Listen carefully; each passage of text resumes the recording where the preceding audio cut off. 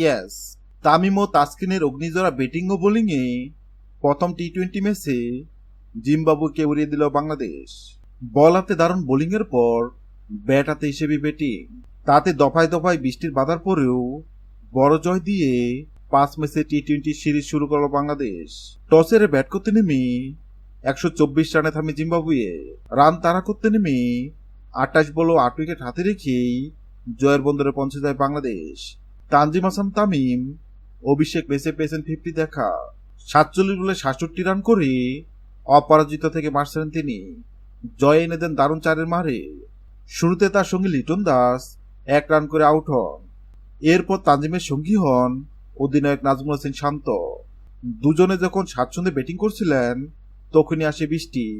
তৃতীয় ওভার শেষে বৃষ্টির বাধার পর আবারও খেলা শুরু হয়। এবার 17.2 ওভার আবার বৃষ্টি নামে। দ্বিতীয়বার বৃষ্টির বাধার পর শুরু হয় বৃষ্টি আইনের হিসাব নিকাশ। এতে অবশ্য বাংলাদেশ এগিয়েছিল। এবার মাঠে ফিরে শান্ত আউট হন ছক্কা মারতে গিয়ে। তার ব্যাট থেকে আসে 24 বলে 21 রান।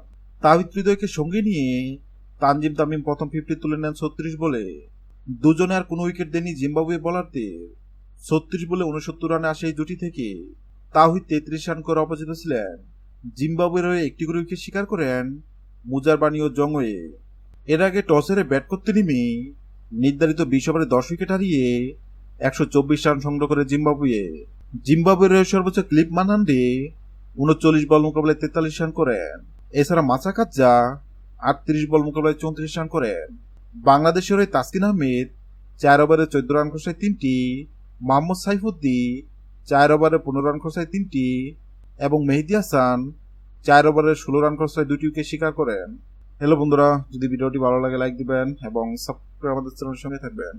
ভিডিওটি দেখার জন্য আপনাকে অসংখ্য ধন্যবাদ।